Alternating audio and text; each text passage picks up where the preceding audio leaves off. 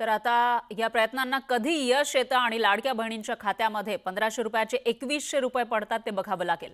आणखी एक मोठी बातमी आहे, सैफ अली खान हल्ला प्रकरणात महत्त्वाची अपडेट समोर आली आहे, त्यामुळे या केसमधील गुंता आणखी वाढणार असल्याचं दिसतंय।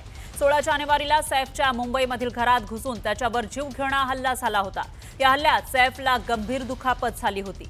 या हल्ल्यानंतर तपासाची सूत्र फिरवत मुंबई पोलिसांनी आरोपी शरीफुल याला अटक केली।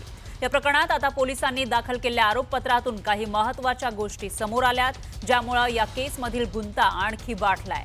महत्त्वाचं म्हणजे पोलिसांनी सैफच्या घरातून बोटांच्या ठशांचे नमुने जमा केले होते। यातील एकही नमुना आरोपीच्या बोटाच्या ठशांशी जुळत नाहीये। 20 पैकी 19 ठसे जुळले नाही असं आरोपपत्रात म्हटलंय। तर सैफ राहत असलेल्या बिल्डिंगच्या 8व्या मजल्यावरून जमा केलेला एक नमुना हा आरोपी शरीफुलच्या डाव्या हाताच्या ठशाशी जुळत असल्याचं चार्जशीटमध्ये म्हटलंय। पण 1000 पैकी एक ठसा जुळतो, मात्र तो ठोस पुरावा मानला जात नाही असं तज्ञांचं म्हणणं आहे। त्यामुळे आतापर्यंत मुख्य पुरावा म्हणून ज्या फिंगरप्रिंटकडे बघितलं जात होतं ते ठसेच जुळत नसल्यानं सैफ हल्ला प्रकरणातील गुंता आणखी वाढणार असल्याचं बोललं जात आहे।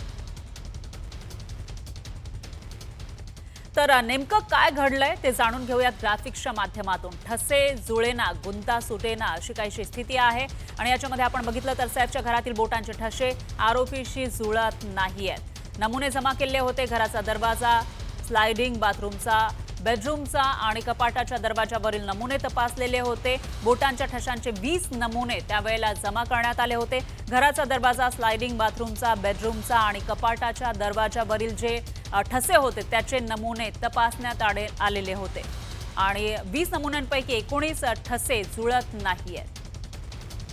तर 8व्या मजल्यावर आढळलेला ठसा हा शरीफुलच्या एका फिंगरप्रिंटशी जुळतोय आणि ठसे जुळण्याची शक्यता 1000 मध्ये फक्त एक इतकीच असते असं तज्ञांचं म्हणणं आहे। तर ठसे असलेल्या वस्तू अनेक जण हाताळतात आणि त्यामुळे ठसे जे फिंगरप्रिंट असतात ते जुळण्यामध्ये अडचणी येऊ शकतात। त्यामुळे बोटांचे ठसे जुळणं हा ठोस पुरावा मानला जात नाही। तर ठसे जुळत नसल्यानं गुंता आणखी वाढणार का हा सगळ्यात मोठा प्रश्न उपस्थित होतोय। बिल्डिंगच्या सीसीटीव्ही मध्ये दिसणारा जो चेहरा आहे तो मात्र शरीफुलच्या चेहऱ्याशी जुळत असल्याची माहिती आहे, पण तो तंतोतंत जुळत नाही अशी ही माहिती आहे।